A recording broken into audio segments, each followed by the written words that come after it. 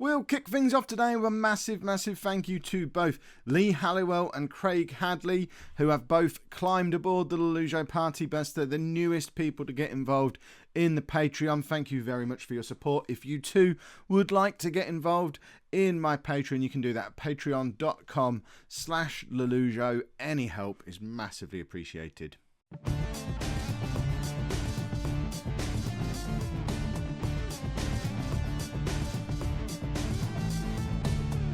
Hello and welcome to Season 8, Part 2 of Non-League to Legend. I'm Kev, and coming up on today's episode, I admit you were all right and I was wrong. Form since I was last with you. We've won a couple of cup games. You saw the first one. We've just beaten Toulouse 3-0 as well. We have, however, lost to the 3 league games that we've played. In my defence, 2 of them were away from home. We played Lyon, we played Lille, we played Nice. We lost all of them. We were a little bit more competitive against Nice, but if we don't win a league game at some point, or maybe even score a goal in the league at some point, we're going to find ourselves being cast adrift at the bottom of the league table. We're currently rock bottom on 15 points, but a win, any win, could catapult us up as high as 17th and fully clear of relegation with nothing to worry about. So you're right-ish at the moment. We've still got there's games to play. There's 14 games left for us to find some kind of form. The points are so low amongst the whole of the bottom 5. If we can just maybe win 4 or 5 of those last 14 games, which doesn't seem massively difficult, but we haven't won for 10 games apparently. But if we can win 4 or 5 of those last few games, surely we're in with a chance of staying up. There has been a little bit of transfer business as well. Not a huge amount because we couldn't generate any money to be able to do it. But then right on deadline day, this happened. We sold this guy, Elton Akalatsi, for £5 million. I had hoped we'd be able to keep hold of him as a striker, but he was only competent at it. We tried him a couple of times. He wasn't competent. So we let him go mainly because a £5 million bid came in. He was slightly undervalued and has been at the club a long time and seems like he's been quite an effective member of the squad for that amount of time, but he was never going to get in my team. So we let him go, but didn't really have time to bring in any replacements. We did sign Arnaud Lusamba, so we finally have a proper attacking central midfielder, 27-year-old Congolese international with 3.5-star current and potential ability. He can play wide as well, so if we do have to change the system up, we haven't sacrificed a winger from the squad by letting that other chap go, because Lusamba can play out wide as well if need be. But he's been a stalwart of the top division in France for a long time, although he's fallen out of favour at Nice this season, and hopefully he's going to recapture the kind of form that got him 5 goals last. I mean, look, he's never got above a 6.7 in his whole career. That's all going to change now. He's going to become a superstar.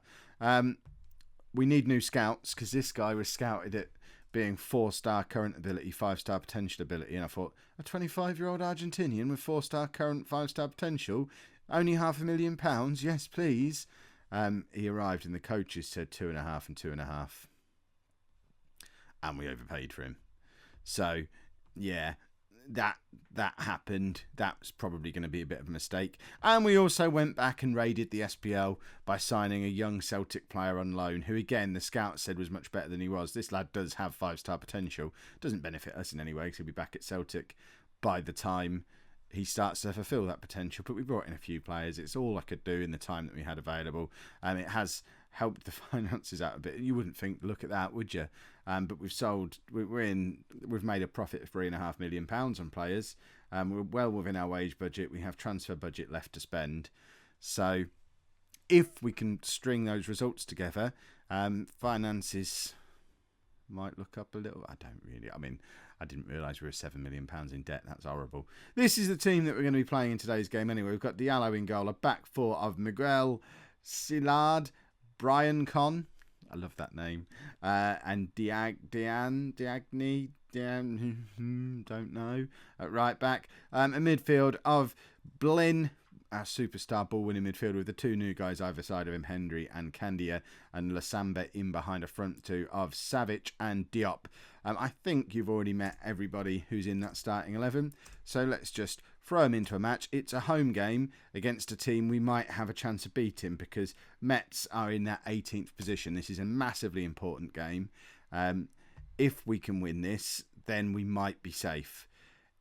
If we lose today, then I do worry that we're probably going to go down because we start to open up a gap between us and safety, and it becomes, rather than the 1 point gap it is now, it's going to become a 4 point gap because I know how many points you get for a win, even in France. See, who says my adaptability is only at 1?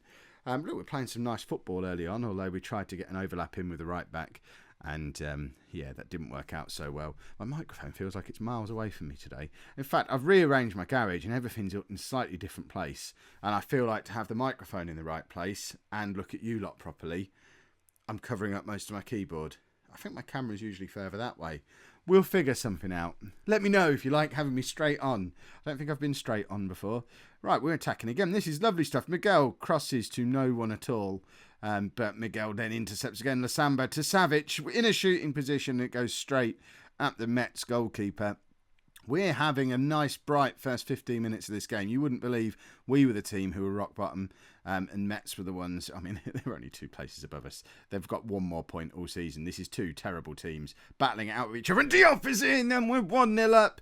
And look at the difference that makes to the league table. It pushes Lens down to the bottom, Metz above them, and we're in the relegation playoff spot if we stay where we are now. If we can get out of this via a relegation playoff, then that's still avoiding relegation as far as I'm concerned. So, this could be one of those 4 or 5 wins we've just identified that we need. Obviously, we need to hold on, but there's Diop. He hasn't scored at all while you've been away, but he did score in the last episode. Perhaps he only scores when the camera's on. If that becomes a pattern, you lot are going to have to watch every game for the rest of the season. Well, I'm going to have to record it anyway. I don't have to release him. Well, Diop's in again. Squares it to Lasamba. Really, really should have scored. Oh, I hope that one doesn't come back to bite us. But we have a corner again. We're rampant today. We've already had 13 shots. Only 3 of them have been long shots. Metz have not had a shot yet. We're on 64% possession. This is quite ridiculous. We should be more than 1-0 up. Savic makes it 2-0 up because he can hear me. We do not look like the team who were bottom of the league at the start of the day today. We are playing extremely well. This is weird because I haven't really seen us play like this, certainly in the league. We've had a couple of good performances in the Cup, and perhaps they've been the confidence boosters that we needed because they've both been against teams from our division. We've not been beating the lower league nobodies. We've been beating other top-flight French clubs. And hopefully it's going to start giving us a little bit of momentum to start climbing up this league table a little bit. Oh, I like the fact that we're playing well. Everything's coming together. I mean, we've got Candia and Henry are by no means players who should be playing in the top division anywhere. They would not get into my Hamilton team. Probably several of maybe half of this squad wouldn't get into my Hamilton team. But we just need to get a few wins together and survive and worry about all that in the summer. Because if we can survive, we've performed miracles again. And the managerial stock rises that little bit more. Candia gets the tackle in again. And look, we're free again. And Diop is through. Can he make it 3? He can't. But it does go down as another clear-cut chance. And our 17th shot of the game. I mean, if we had strikers who were any good, we'd be 6 or 7-0 up in this game. And I thought Savic was in again there. Their goalkeeper's called Slugger.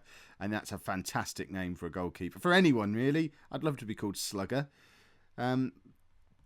What's going on? Right, so Nancy, I guess, are winning. I need to learn how to... Are they called Nancy? Is that how you say it? I feel like there'd be a more French way to say that than that. Right, Maloney, maybe.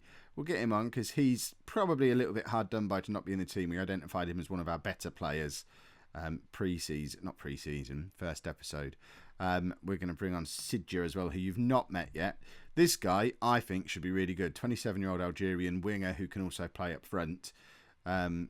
He hadn't played up front at all season, I don't think, and hadn't scored a goal for us in 17 games. But he came off the bench in the last cup game and got a goal. And I think he's got quite the future ahead of him as a striker. So we'll continue to further his development as a striker and try and get another goal into him today when we are still rampant. 80 minutes on the clock and Metz still haven't had a shot.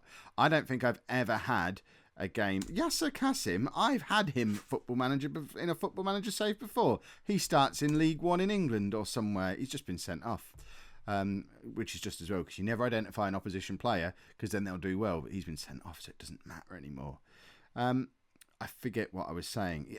I don't think I've ever had a game of Football Manager where I've restricted the opposition to not having a single shot in the whole game. How ridiculous would it be if the first time I ever do that is with Tour when they haven't won for 10 games and everyone told me we were rubbish. But, are we going to get a player sent off as well now? No, just a yellow card. Oh, they've had a shot. No, they've had a shot. They're going to get a second one here as well. Oh, so close. With 88 minutes on the clock, they get their first shot. We've had 22 shots, 3 clear-cut chances. I mean, we've had 11 shots on target. Does that mean they've been really tame shots on target, or is their goalkeeper just having an absolute blinder? We're playing lovely football again here, but it's intercepted, and Metz have the chance to break on us, but hopefully we'll just shut this down. Candia in again. I mean, he's looking like a 4-star Argentinian superstar. Savic, there he is. Warned you about him. Oh, that's the other one. Not Savage is the one who we already had in the team. He's already scored once today. I'm still learning their names. Leave me alone. But that's a nice tidy little finish. 3-0 in the league. We're not going down, everybody. I am calling it now. We're surviving this season. And I thought we were going to make it 4 then. That would be utterly ridiculous. But the main important headline from today's game is we are out of the automatic relegation spots. There you go. We've climbed out the relegation zone. 2 right. We're building a platform. Who are we playing next? Bring them on. It's Bordeaux. Are Bordeaux any good? Bordeaux are a team I've heard of, so they're probably not awful. Mid-table. We can sort out mid-table. Easy peasy. Right, suspension problems causing a few changes to have to be made. So we've lost Miguel and Brian Conn. There must be a better way to say his name. Brianson. Who knows? But they're both suspended. So Grenouche comes in at left back. I don't think you've met Hakim Grenouche yet. He's a 23-year-old French left back who has 3-star current ability, 3.5-star potential ability, and has been here since last season. Candia is going to drop back to play at centre back, allowing Malogny to come back into the centre of midfield as well. So they're the only 2 changes needed. We want to stay as close as we possibly can to the team that was so successful in the last match. We are only 10-1 for this game. So, we'll just have to... Yeah, we're going to do the best we can. We look good. We have looked good in training. We look good in our last 2 games as well. We've won a cup game. We've won a league game. We're in a good run of form. The closest this club has been to a good run of form in a long while anyway. So... if ever we're going to go to a mid-table team and nick a result, it's going to be today, surely. That's the kind of mindset we need to be going into this game with. And 15 minutes in, neither team has had a shot, and that's about as good an outcome as we could have hoped for, really. If they don't have any shots, then we don't lose, I think, unless it's one of those own goal things where it's just a silly mistake on our part. But that's not going to happen. We're too much of a well-oiled machine to let that... Why are we back in the relegation zone? Metz must be winning in their game. Well, that would be really upsetting. Imagine coming out of an episode like this with a win and a draw and still being in the relegation zone afterwards. About all of that, after all of that early speech of, we only need a few good results and we'll be fine. I'd be very upset if we had a couple of good results and weren't fine. We need to go and grab a winner. This has been a really... I don't know if tight game is the right word. Just a game where no one seems to feel any urgency in getting forward at all. We'll bring Slidja. We'll bring him on again. I was raving about him in the last game, and then I thought he'd scored and he didn't. So, that's a good sign. We're going to take Blin off again, bring on Bamba Roy to play as the ball-winning midfielder. In fact, we might swap a few of these around.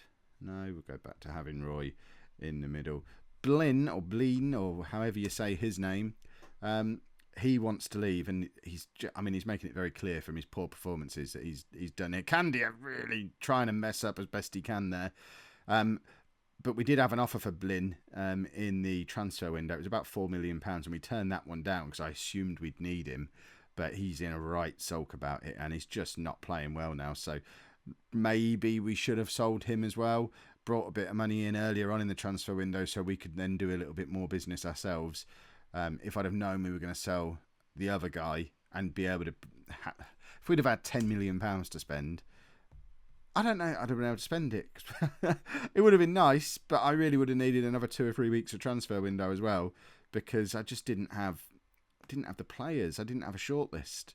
And obviously, restrictions imposed by myself.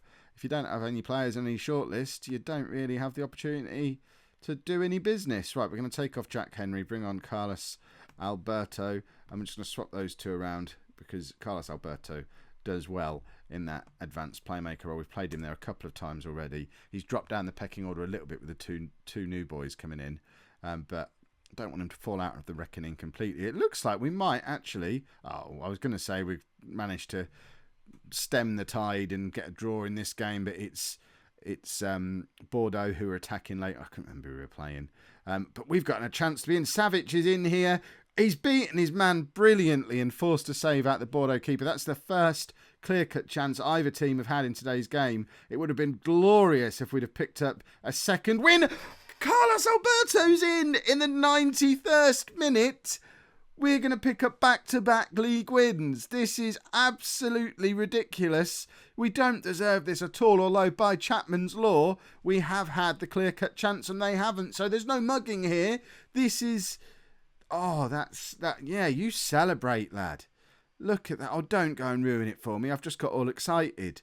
But they are coming at us again. But it doesn't matter. We've picked up back-to-back wins in the league. We are now even out of the relegation playoff spot. And we're closer to 15th place Toulouse than we are to bottom of the table Lens. What a couple of results we've had in this episode. That was not expected, but is awesome. If you've enjoyed that, please make sure you pop a like on there for me. Subscribe to the channel if you'd like to see more. And thank you very much for watching.